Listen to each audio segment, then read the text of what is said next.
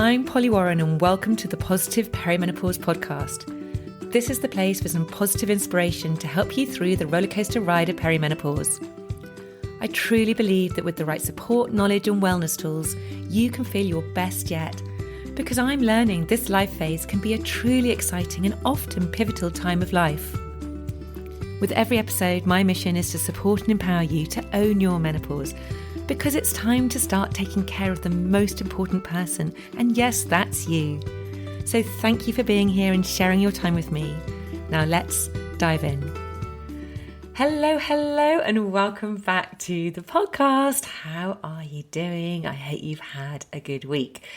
Now, you may know that it is World Menopause Month in October 2023, which is when I'm recording this podcast. And actually, the day after this particular episode goes out is World Menopause Day. So I was really delighted that this particular episode is going out at this time because, honestly, I absolutely loved talking to my guest this week. So my guest this week is Victoria Hardy, otherwise known as Ginge Unhinged on Instagram, on TikTok, and on her website. Victoria experienced a surgical menopause in her 30s after a really difficult battle against endometriosis. Her story really is one of bravery, of resilience, real inspiration, and it also shows how creativity can play a vital part in recovery, particularly in a mental health recovery. Honestly, I'm just so full of admiration for Victoria.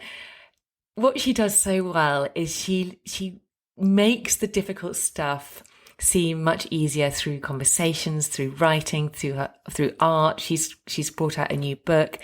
And she really does speak so well on all these difficult topics of menopause, and particularly surgical menopause and early menopause.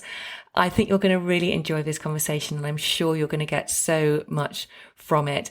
Some parts of this are a bit of a difficult listen. There are references to suicide, just to warn you. And I think what also is very apparent listening to Victoria's story is how our health service really did fail her on so many levels. But I'm so pleased to say that she's doing really well today. And yeah, it was such a pleasure chatting to her. So without further ado, please welcome the absolutely brilliant Victoria Hardy. Today I have Victoria Hardy with me, otherwise known as Ginge Unhinged from Instagram. And I'm really delighted, Victoria, that you're here with me today, because as I was just saying to you, I went down a big Instagram hole the other day looking at all of your amazing videos. So hello and welcome to the podcast. Hello, thanks for having me. My pleasure. So yes, as I said, I found you on Instagram, and it wasn't that long ago, and I was like, how have I not come across Victoria before? Because honestly, you are like a breath of fresh air on Instagram when it comes to this whole menopause conversation. I really feel like what you're putting out there is so fresh, it's different, and just so needed. So thank you for all of that. Yeah, really, I try to bring a little bit of laughter and learning at the same time, I think, with my own style of leopard print and kitchen dancing. I just felt like I needed to shake up the conversation a bit. Well, you're definitely doing that. And we'll definitely talk a bit later on about exactly what you're doing today. But before we do that, I'd love to kind of go back to the beginning, though, for you, when you noticed, because your story really, when I kind of have listened to it, I was just a bit like, oh my goodness, Victoria really has been through the mill, and particularly at such a young age. So I wonder if you could just kind of take us back really to when you noticed that your body wasn't behaving as it should have been, right, really from that really young age, because I think a lot of young girls would benefit from hearing this. Not that they're actually my audience at all, but I think, if their mothers are listening, or, it's a conversation that we need to be having. Yeah, so my story really starts in my early teens. As soon as my period started, they were very heavy, very painful. It was a point of shame for me, especially back then, all those years ago, all those decades ago now, to say. Nobody really talked about periods other than what we had in school, which was very, very limited. And of course, no social media, no one sharing experiences very much. So I was rushed into hospital around the age of 15. With my first ruptured cyst. And that was kind of the turning point where things started to get investigated more. So I'd been to the doctors beforehand, shoved on the pill continuously. I'd even had a coil put in at the age of 15, just before that happened. And that kind of then took me down a path of getting very friendly with gynecologists. I would have endless ruptured cysts. I would have 2 procedures for pre-cancerous cells that were forming at the age of 16 and 17. In rooms full of doctors that were trainees, I remember was harrowing, and I didn't know how to say no at that time because I was on my own and having to deal with that. And then by the age of 18, which was very early for me because it usually takes about 7.5 years on average for a woman to get diagnosed. But I was 18 when they said to me, you have very severe endometriosis. And they think I had that since my period started, which causes lots of these tumours that would grow on my ovaries, and then some would twist and rupture. And of course, excruciating pain, periods that were so heavy, it was debilitating, and it really started to affect my life. In between the ages of those first procedures at 15, 16, and the age of 33, I went through 18 different procedures for endometriosis and cysts, having an ovary removed before that. So yeah, lots and lots of gynecological treatments, 33 smear tests. I remember everyone. And I think it was a point in my life where I just did get on with it. It was, balancing work, balancing having a family. I was very blessed to be able to have 2 children, although very premature, which they now know was relating to all the health issues that I had. But yeah, it was just in and out of hospital, in and out of pain, feeling great and feeling awful, and just pushing through until I got to 33 and the pain had returned. My body was extremely exhausted, and I just felt like I can't go on like this anymore. I'd already lost 1 ovary, and I was getting these dangerous tumours growing. So I had an MRI scan, and my uterus was touching my spine. I was absolutely riddled in endometriosis and adenomyosis, which is kind of endometriosis sister. It gets in the muscles, and we of course know endometriosis is a whole body disease. It's not just around uterus and ovaries. So it was all over my bowel, and it was really the decision of the consultant to say, it was my decision, but he said, what do you want to do? You're at risk of 3 cancers here. Your life is being really affected, and you're in this excruciating pain. And at that point I said, let's get it all out. And I thought that would be the magic fix. And of course it wasn't.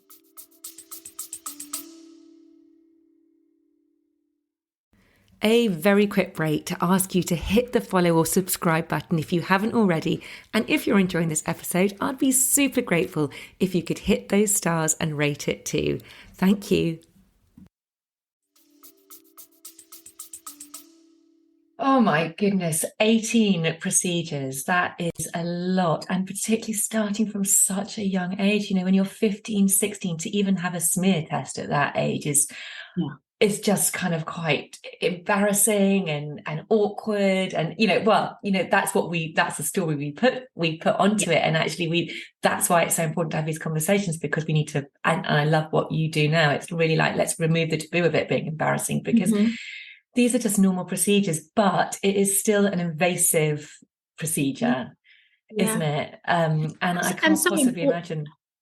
And so important. I mean, I'm very thankful that at that timeline, those things happened because, of course, those cells were picked up very young. And I was being told very young, had that not have happened by the age of kind of 19, 20, I would have had cervical cancer. So, there's pros and cons, but it was a lot to deal with. And I think when you are such a young age, you're just you're just trusting. You're just, yep, okay, let's do this. It's not until, of course, now I'm a lot older. I have my own teenage daughter and I look at her and she's 17 and I think, oh my goodness, what would I do as a mum now, if she had to be going through all that. And did you have support of your family? Did you have anyone sort of there who you could really rely on? So I did. My mum and me talk about a whole host of things, but she won't mind me saying when it comes to periods and women's health, I think she's of the generation where they didn't talk about it. So I had 3 older brothers. I was suddenly the girl in the mix. And it was just one of those things that we didn't talk about. It was quite shameful. I put that shame on myself. And I think if I had probably shared more, then she maybe would have known more or how to support. And we definitely talk about that now, which is great, which is why I like to, say we need to try and shift that generational change, because her mum didn't talk to her about periods and what could go wrong and right. But I did have support of my now husband. We were, teenage sweethearts. We were together, and he really supported me through that. But there were a lot of times that I went to the hospital on my own at a very young age. Gosh, and so it must have had a real impact as well on your work, on everything that you were doing, and just what I've heard from other people as well with endometriosis, it's the pain which is constant. Did you have any breaks from that pain, or was it just a constant thing? I would have some years where it would just be constant, but you almost become hardened to it. I think your pain threshold definitely goes up. I remember when I had my daughter, who's my firstborn, it was a harrowing birth because she was 15 weeks early. But I remember thinking, oh, is this kind of it? Which sounds like a bit flippant to anyone else that's gone through childbirth. But when you've had that amount of pain constantly, it was almost like this, okay, well, I've got a baby at the end of this and it's going to ease. Whereas with endometriosis, that it just doesn't ease. And there would be times where, I was off work a lot.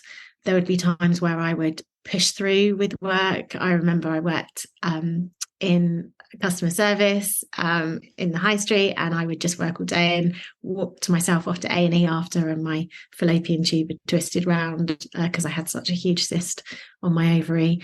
But you learn some very unhealthy habits, I think, to pushing on. Wow. So yes, you were pretty hardy, to say the least. So then you opted to have the hysterectomy, and you thought, presumably, yay, this is going to be the end of all this pain, all these troubles. So tell us what happened from that point. So when the hysterectomy chat started happening, it was obviously a lot of mixed emotions. I felt like, okay, this is going to be my ticket out of pain. I was very focused on the operation itself and getting well, and being, there was some grief that came along with that, not being able to have any more children. And I didn't feel like it was necessarily a choice. It was just, do I be a healthier mum for the children that I have and a future life, or do I continue in this kind of ruck that I am of going in and out of hospital? So, and I chose the option to do that. Can I just ask, actually, Victoria, sorry to interrupt, but before, because obviously the issue of children and fertility when you have endometriosis is quite a big, it's a huge thing. And I think obviously it must have been one of the biggest worries that you had was whether you were able to have children. So did that happen quite naturally, the ability to have kids? So I think my story is a little bit different and lucky all at once. So I was under a very, very good consultant early on, and I know that's not the case for a lot of women. There's still research that needs to be done. However, at 19, I was already told, if you want children, you've probably got 3 or 4 years. So, and he was a specialist that dealt with stage 1 endometriosis right up to IVF. So he was like, okay, you're young, I can see where this is going. So we started to have that very grown-up conversation very early on at 19. And of course, you never think your path is going to go that way. But over those couple of years following, my health deteriorated, and we were told, right, you've probably got about 6 months to try. Otherwise, we were going to go on to get support. With my daughter, I fell actually quite quickly, very surprisingly. But of course, she was born 15 weeks early. So there was a whole host of things that came along with that. And then we never kind of thought we'd have any more. I was happy with one. I was like, okay, we have one healthy. And then we started to think, oh, it would be nice. So we decided to try again, and it did take a lot longer the second time round. So there's nearly a 4-year gap between my 2 children. Right. I experienced the miscarriages in between. Right. But very, very lucky that I think those procedures that I had were helping to clear things and keep things moving along. Yes. But I would stress I was under a very good consultant. So there's a lot of luck involved. Yeah, so at least you got your 2 wonderful children out of it, which is great. Okay, so let's go back to sorry, I was just curious about that, because it is such a big part of it, isn't it? It is so huge. So so when we had that chat, we started to talk about leading up to the hysterectomy, and I was told that I'd need to go on to a medication called Zoladex, which is actually now used to treat endometriosis. And that was really to just clear things up. He said, tidy things up, make the operation a little bit more easier for him. So I was put onto that for 6 months. It's like a monthly injection. And I was told your hair probably could fall out and you might get some hot flushes. And that was kind of it, really. I now know that was a medical menopause. So that was never kind of sold to me as a medical menopause. It was, your hair could fall out and you'll get hot flashes. So it was horrific. At that time being on there, I was on no HRT support, or it was just literally every month relentless, but it did do the job. So when I got to the hysterectomy, I just turned 34. And it was a huge success. It was, they managed to get a lot out. They saved my bowel, which was, my big concern. And of course, I walked out of hospital thinking, that's it. I'm cancer-free of at least those ones, or risk-free, endometriosis kind of minimalized. And let's get on with our merry way. And I walked out with my leaflet of grey-haired women on how to poo and a box of tablets that I was told I would take for the next 20 years. And that was my lot.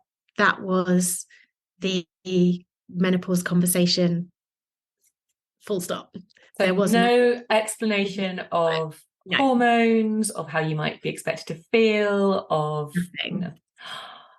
Oh my goodness. I know. And it sounds in one way so bizarre for me to say that and say, but a lot of people say to me, what did you think was going to happen? Your ovaries were gone. And I was like, I don't know what I thought was going to happen. I think I was so focused on being out of pain.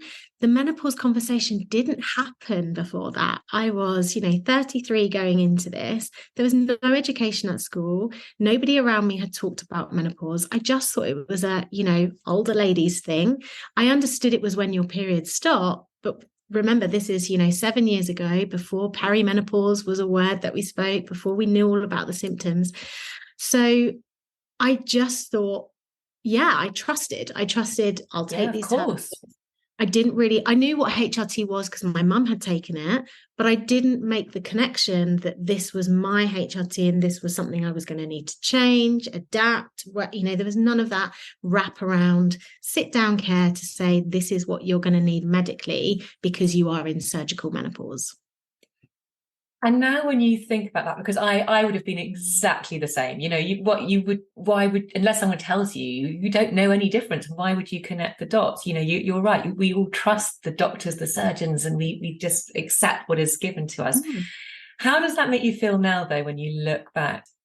Do you look back and are you angry, or do you feel a bit ashamed that you didn't ask more questions? What are those feelings? Because those feelings could, I suppose, they've got to be addressed just to a certain extent. And I've definitely felt all of the feels around it. I think writing the book really helped me do that when I was going back over my story. And actually, I was like, wow, there's a lot coming up here. I should have been more curious. I should have asked more questions. But equally, the healthcare system should have supported more. So there was frustration with myself, frustration with the system, a lot of anger both ways.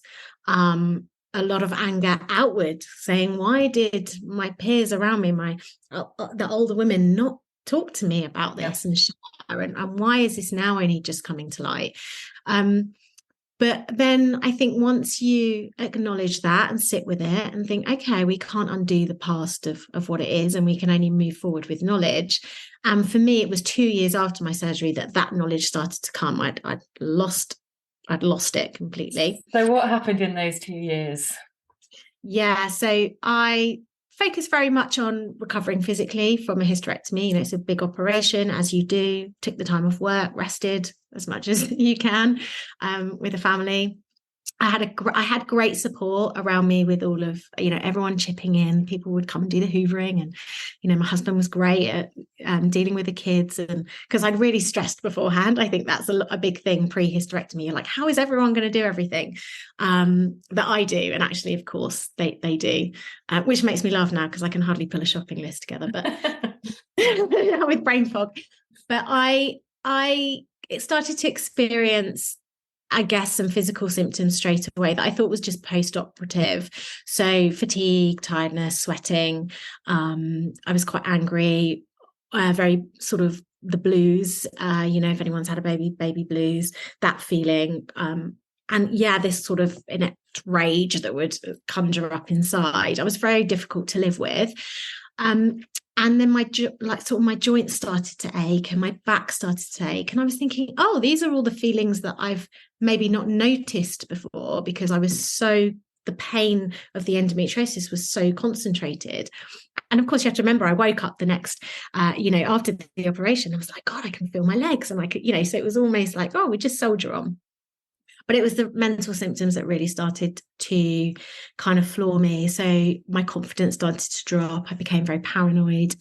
I always describe it like my inbox was full at work and I just couldn't quite get to everything.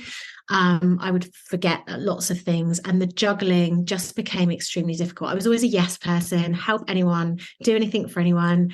And I just was like, God, I can't, I don't want to. And this feeling of being fake and putting on a fake smile, and pretending everything was okay, when actually I really just wanted to disappear. And it kind of got worse and worse. And I remember sitting on a mental health awareness training course, because I did a lot of well-being and mental health stuff, writing communications and things for my the old company I worked for. And I remember sitting there up in London around this table, and people were sharing their mental health stories. And I just thought, this is me. I'm in the thick of this, like something's not great. And that spiraled in my mind. I remember standing on London Bridge platform and just not wanting to be there. And I got to a day in my car taking the kids to school. And it was like I didn't want to press the brake, and I just couldn't feel any joy anymore. It was like it was zapped, and I just didn't know who I was. I dropped the kids off at school, got myself home, and I think I knew how dark I was feeling, and having experienced mental illness and suicide in my family and with my friends, I think that was the turning point to make the phone call. And I made a phone call, and I took 6 months off work after that day.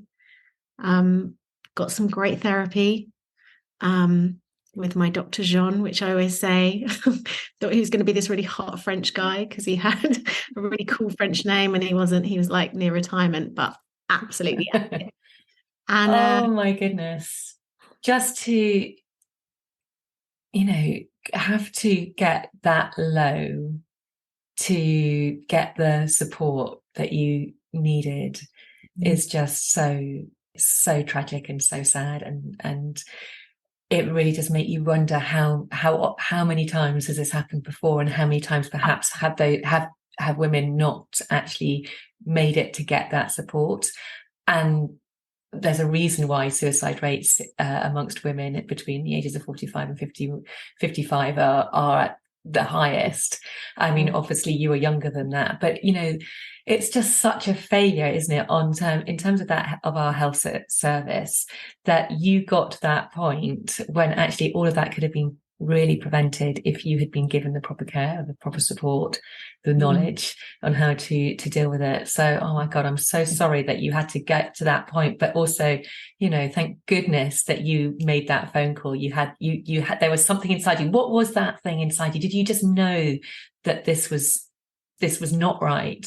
I think I just knew. I think if you've been personally touched with suicide, there's always that thing of, God, I could never do that.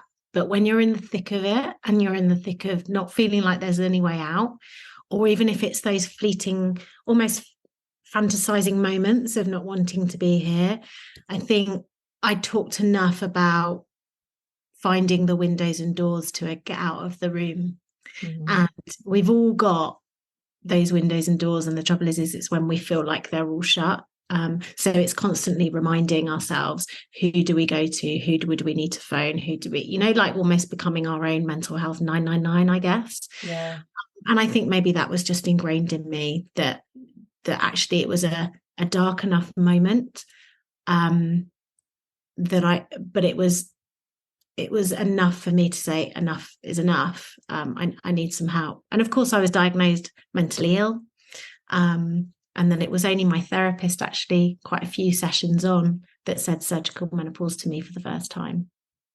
Wow. So this was Jean. Dr. Jean, yes. Oh my goodness, thank goodness for Dr. Jean. So he obviously had he experienced this before with other patients? Yeah, I mean, I don't really remember if he said like, oh yes, I've had, I mean, obviously he wouldn't necessarily talk about other patients, but I'm wondering whether it was his age and maybe his wife had gone. I don't know, but there was something where he said, I think this is, your menopause after surgery. And I think he said, I think it's called surgical menopause. It can create hormonal shifts and depressive. And of course, we'd had enough sessions going over past stuff and how we'd got to that point, that he just connected the dots. And the minute he said that, it was a weight that had been lifted. It was I'm not going mad. There's a reason. This is not me. This is something that's, can be fixed, can be, I can learn about this now. And of course, then I started to delve into that world and realized I wasn't alone, and realized that there's a whole host of other menopausal women that don't fit in the societal box, as I like to say, of between 45 and 52. And I think as I started to heal and learn more, and I became an advocate, and I was like, right, I'm not leaving another queen behind. Like, let's yeah. And and then started to share my story more. And so what were some of the things that you found useful to help you to get out of that really dark place? So you obviously had the therapy, and that was obviously a really useful tool. Did you then start obviously taking some hormones? Because having a hysterectomy at such a young age with no hormones is, it's really deemed quite dangerous, isn't it? Yeah, so I had been on a very low dose of hormones, just estrogen only. I should have been on progesterone as well because I have endometriosis. But I actually was only on that from last year. So it's been a long time till that was picked up. But I started so obviously the cognitive behavioral therapy helped, and he really introduced me to mindfulness as well, because I was suffering with a lot of anxiety and overthinking, catastrophizing, those type of thoughts, which I think a lot of us can relate to. So a lot of his job was about bringing me into the present. I wanted to pick away at the past and overthink the future. I really, I was like, no, I want to get angry at them. But he really worked hard to bring me into the present. So I practiced a lot of that. I then started to ask some questions to my GP about changing hormone replacement, and that became a little bit of a ride until actually almost last year, where we're now on an estrogen implant and things are a lot more settled. But in the meantime, something that my therapist did with me was really learning about connecting to joy, because our stress levels increase. Obviously, that increases anxiety, panic attacks, and can make us feel like time is running out, or we're not quite getting where we want to be, because we're in this push and pull feeling of not feeling good enough. And yet inside there's a little fire in our belly that's murmuring away, thinking, well, is this it? Is this life? Or I feel like I've got more to give. So I was in this kind of like toing and froing between these two thought processes. So he really talked about bringing in joy and said, what kind of makes you feel happy? And I said, I really enjoy writing, it's something that I love. So we talked about journaling. I'd never journaled before. And he was like, I think it really help you strategically as well with regards to your brain fog and your memory. He said, but I just want you to start writing. And he said, have you ever thought about a blog? And I was like, no. I said, for that. And he suggested I went onto Instagram, which is where Ginge Unhinged was born, which started just my little posting. And it was a way for me to be creative outside of my corporate career that was only me, and it was very cathartic. So I did that, and I started to then explore different things over the coming years to be really curious, to say, okay, the HRT situation is sometimes working, sometimes not, sometimes it's a fight, sometimes it's not available. So that can't be the be all and end all. There must be other things. So I started to get really curious about Reiki and sound healing, and trying different things, writing about them. And I found that was a bit of a passion, as well as helping me. Of course, lots of things that didn't help me, but we wrote about those too. And sharing and finding an online community. And it was about building my own jigsaw to my own personal puzzle, to what was going to help me at the time. Just step by step, very slowly. Yeah, my goodness, I so relate to that, because that is one of the reasons why I started this podcast, was to really just find as many different ways that people have found which help them through menopause, through perimenopause, to manage their hormones in different, ranging from what you eat to all these different incredible modalities which can help with stress and all these sorts of things. And yes, that's the thing. You can kind of pick the ones which suit you. You can leave the ones that don't, but actually it's just having an awareness that they even exist, first of all. And then you can pick and choose and try the ones which are really useful. Out of interest, what has been your corporate career to date? So I worked for a large corporate bank, and I was in transformation with colleagues. So a lot of wellbeing work, communication, engagement. Okay. Yeah. So you were sort of in that wellbeing kind of space already. So really passionate about mental health, really passionate about storytelling, really passionate about making things better in the workplace. Which was kind of ironic that at the time I was doing that type of work and slowly just going into this abyss myself. And did you get any support through that job during this? I mean, they must have known, surely, if you were taking a lot of time off. So do you mean with the endometriosis? Or... Yeah. Oh, sorry. Yes. Well, both, I suppose. Both. Yeah. I mean, the endometriosis, it went over, many years. I joined that career when I was very young, so I was almost forging a career whilst finding out my own healthcare journey. Yeah. I was supported with private healthcare, which was very, very, a good privilege to have at quite a young age, which was probably the reason that I went on to, be fortunate to have my children, etc. I think it was hit and miss over my career, depending on leadership. Yeah. And what about the menopause support? Was there much of that in the workplace? I think menopause support is getting better in the workplace. I think there definitely wasn't menopause support at the beginning. And I think that's coming into since, the last couple of years. I've done a lot of work in that career before leaving around menopause and raising awareness and doing some fantastic pieces of work and projects.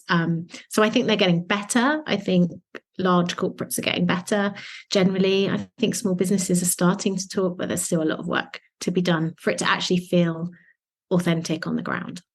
So you look really well today. Tell me, how are you generally feeling now today?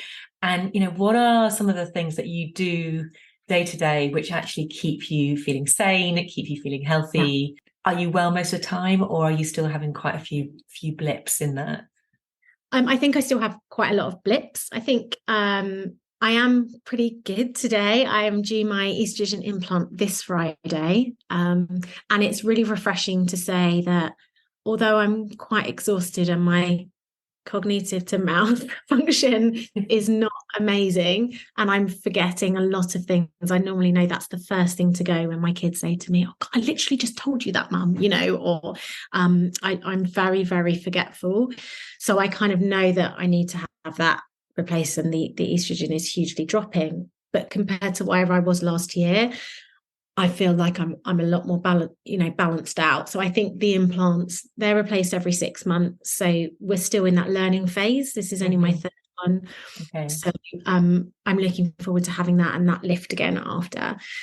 But mentally, I think it's still a ride. With surgical menopause, it's a little bit unpredictable with your hormones, because you can experience something that almost zaps them all.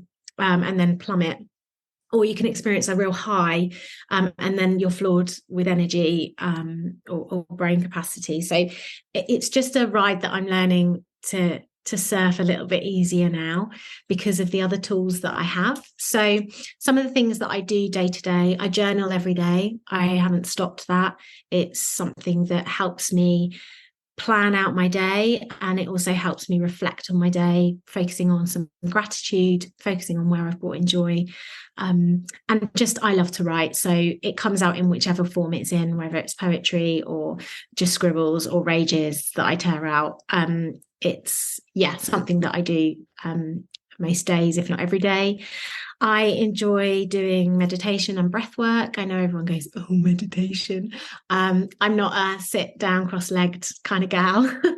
I can hardly cross my legs now because my joints are so stiff.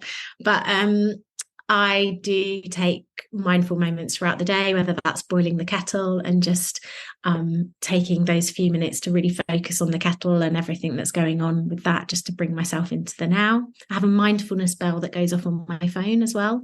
So it randomly pings just for me to take a breath and to just bring myself, into that present.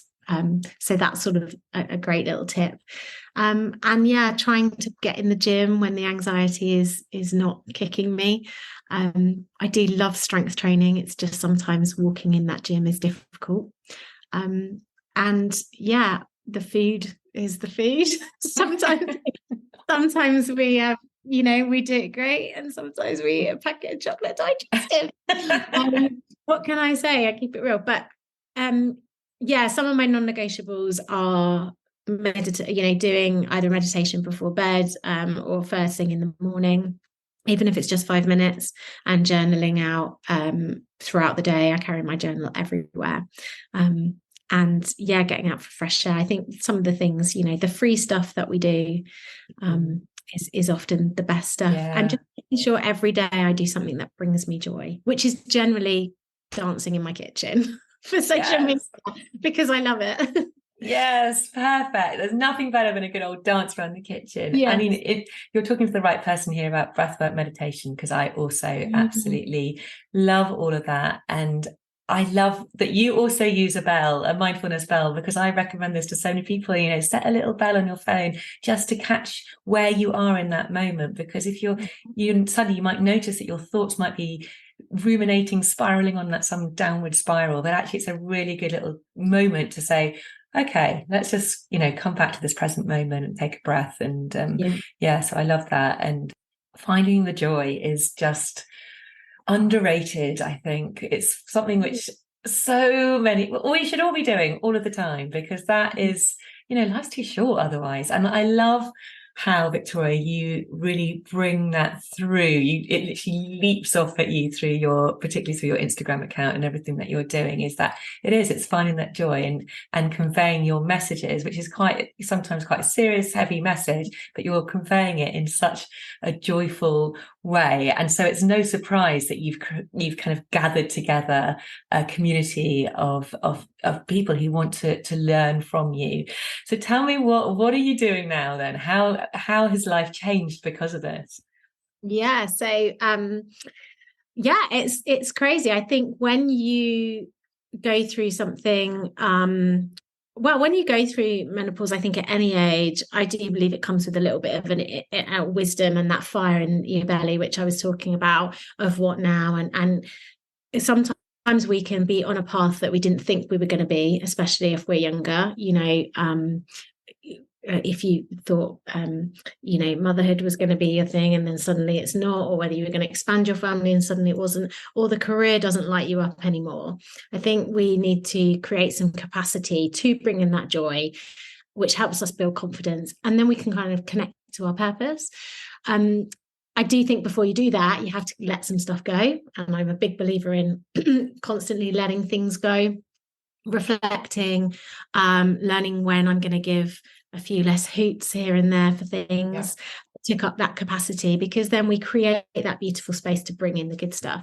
So now kind of I've got that. I think the creation of the stuff that I do online, I love the community. I spend a lot of time supporting them and having great chats and connections. And then with all of the notes that I'd made from my journal and kind of wanting to, I guess, plug a bit of a gap and disrupt the norm of the menopause conversation, I wrote a book, which we need to talk. So we need to talk about that book, because I haven't actually, got a copy of your book, but I have seen pictures of it online, and it's called My Menopause, My Journal, My Rules. That's it. And it honestly looks so good. And the most amazing thing, not only did you write it, but you illustrated it as well. I did. Yes, I did. Tell us all about the book.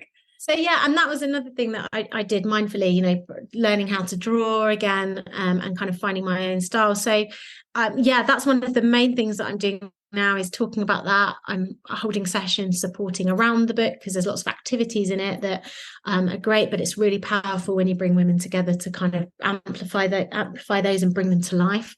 I'm doing a lot of speaking as well, so that the opportunities are really coming in, which is really, I love, which is great. Yeah, so the book is a self-help memoir. There's not really anything like this out there on the shelves in terms of the menopause space, which is why I really wanted to bring this together rather than doing a journal or just stories. So it's got lots of information in there. It's got various different stories from all different amazing people, all different ages and experiences of menopause. I wanted to be really, really inclusive, and let those stories be really vocalized in their own way. So, they've contributed, and it was a very two-way conversation.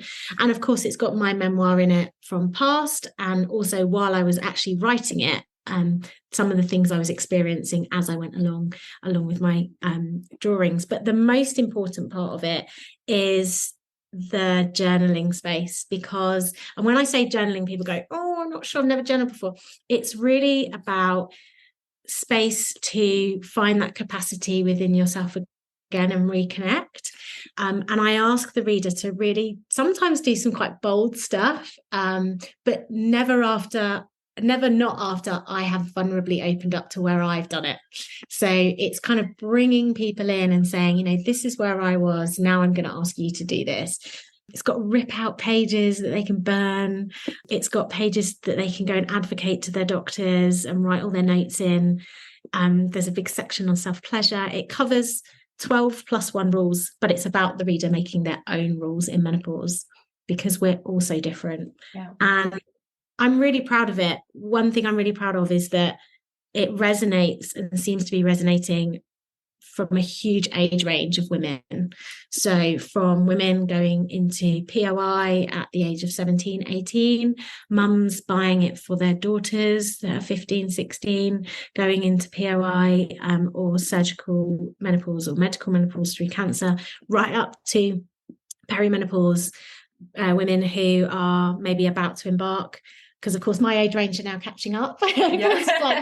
Yeah, so I'm like, finally, to kind of women in their 40s and 50s that just like, oh, it's really fresh, and they want something that is a little bit rebellious. Yes, that's what I love about it in terms of the front cover. Yeah, in terms of the front cover, it does definitely have a rebellious feel to it. And actually, you generally do have a rebellious feel to you. And I love that. And I think that will resonate so much, particularly with younger women. I think the conversation about menopause obviously is more out there, particularly here in the UK, but it's still been very much in that sort of bracket of normal menopause, not for younger women. And so it needed someone like you to come in and with that more rebellious, more, fun edge to it. So yeah, oh my gosh, how exciting. I'm real, just somebody who's experiencing it on a usual budget with their kids eating beans on toast, who doesn't have, a private healthcare anymore, or, just trying to wing it through. And I think that is what we're all trying to do, is just wing it through. And I like to say beautifully vulnerable and honest and open in just, this is really how it is. But we have the power to learn what we need to, be curious, because I wasn't at the beginning, and for the reader to write what is happening for them right in that moment, because research changes, statistics change, the narrative changes with the media, on what one person will be talking about to another. So it's really about the person saying, right, I'm going to own this right now, make my own rules, write what's relevant to the time, so that it's kind of timeless to whenever anyone picks it up. And of course, it has that beautiful crushing to the ethos about it, to then pass on to the next generation and say, how wonderful would this be to pass down and say, this was what I experienced. Yeah. There you go, to the next generation, to keep the conversations going. Victoria, it's been such a pleasure chatting to you. I do always have one last question, which I ask all my guests. Okay. Which I actually think I'm going to answer for you. It's about, I'm going to ask you and then I'm going to say what I think you should say as well. So my final question is, I always like to give the listeners a practical, actionable tip to help them have a positive perimenopause, because that's obviously the name of this podcast. What might you suggest to them? Okay, so to have a positive perimenopause, and I'm going to add or menopause, because obviously all menopause, exactly. For those others listening, to have a positive, I think, oh God, such a big question. To really connect into you, this is something I do say a lot. Once we have the body kind of partway sorted, once we have the mind partway sorted, which is a lot of the stuff that we see is out there right now. We can go to the GPs, we can do the diet, we can go to the gym, we can do the meditation and the mindfulness and all those things, and seek the help professionally if we need to. Once that's done and you're left with what's next and that fire, that's when you connect into your fierce. And that is about really taking stock about what you honestly want, who you honestly want to be, and how you want to show up. And we are pretty fierce as women. We have a lot to deal with. We have to go through a lot. And there has to be a reason for that. There has to be a reason for that. And if we can connect into that by making that capacity, like I said, to bring in the joy and find the purpose, that is really where we become unstoppable. And it's such a beautiful thing to see people go through that. And that, for me, that's the transition of menopause, whether it's a natural transition or surgically forced or medically through chemotherapy or really early at the age of 17. I see this transition happen all the time, that once we get A and B sorted, when that person goes to like, right, I'm going to go for that next step and connect to what my soul needs. Yeah, that's the magic. I love that. And I see that all the time as well. People often come to me because of symptoms and very, the sort of the surface level stuff. And, we can put things in place to sort that out. But actually, it's always about the deeper level. It's always about that sort of unveiling of actually really wanting to rediscover who you are. What does your soul truly want at this stage of life? And actually allowing that to be kind of unshedding all those layers that we've picked up along the way throughout our life, and actually returning back to our true self, and finding what that purpose is. And that's why we often see so many women at menopause changing career, finding something new, because it's like, actually, I don't want to be doing what I've been doing for that many years. That's not really me anymore. I want to be doing this and going in this direction. And yes, I love that totally. And I can see that that's what you're doing. That's definitely what I've done. And I hope that, I'm sure that'll be really inspirational for anybody listening. What I was going to say was buy your book. Everyone needs to go and buy your book. That's an action. So bad at saying that. Yeah. So it will definitely take you through that, all of those stages. And I hope that it's an empowering read. I'm starting to believe it's an empowering read with the feedback, and can't quite believe that it's being brought across the world, which blows my mind for a little almost ginger kid sitting on the on the bottom of the UK. But I hope that it helps, and that it sparks something magic in the reader to say, they know their body best, they know their soul best, and go get life. Yeah. So where can people find your book, Victoria, and where can they find you generally? Yeah, of course. So my book is on amazon.co.uk for those in the UK. And then for worldwide or UK, it is on gingeunhinged.com. And it's free UK shipping. And I'm on Ginge_unhinged on Instagram and Ginge Unhinged on TikTok. I'm not really a Facebooker. I'm on there, but I'm not really on there. Yeah, same. I would really, really invite everyone to go and have a look at some of your videos on Instagram. She really is a breath of fresh air and will bring a smile to your face. Victoria, thank you so much for coming on the podcast. I've really, really enjoyed talking to you. Thank you for doing all the incredible work that you're doing. And I'm sure you are going to inspire and help so many others along the way. So thank you. Thank you so much. And congratulations on your podcast. Oh, thank you so much. Here are the highlights. Number 1, when it feels as if you're trapped in a room with all the windows and doors seemingly closed, remind yourself of your support network. Who can you reach out to?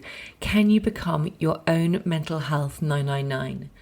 Number 2, cognitive behavioral therapy, otherwise known as CBT, and mindfulness can really help you manage anxiety and catastrophizing. They can teach you to stop dwelling on the past or worrying about the future and instead focus on the present moment. Number 3, menopause can be a puzzling time, but there are many things you can do to support yourself. Take some time to explore different options such as journaling, gratitude, fresh air, meditation, breathwork, all of which are free, by the way. Number 4, set a mindfulness bell to go off throughout the day to remind you to take a breath and to be present. For example, you could just focus on the sound of your kettle boiling. Number 5, do more of the things that make you happy and bring you joy. Menopause is a chance to let go of things that no longer serve you and create space for more joy in your life. And number 6, connect with your inner self. What do you want? Who do you want to be? And how do you want to show up in the world? When you bring joy and purpose into your life, you are unstoppable. This is the magic of menopause. Thank you so much to Victoria today. Thank you for listening. I really do appreciate it so much. And if you have found this episode helpful, or any other episode for that matter, and feel that a friend would benefit from listening, please do feel free to share this episode with a friend. You can share it on Instagram. Do feel free to tag me or Victoria. All her details and my details are in the show notes. Come and join my group, the Positive Perimenopause Club. Details are also in the show notes. And other than that, remember that you are absolutely, truly awesome. Have a wonderful week, and I will speak to you next time. Take care. Lots of love. Bye.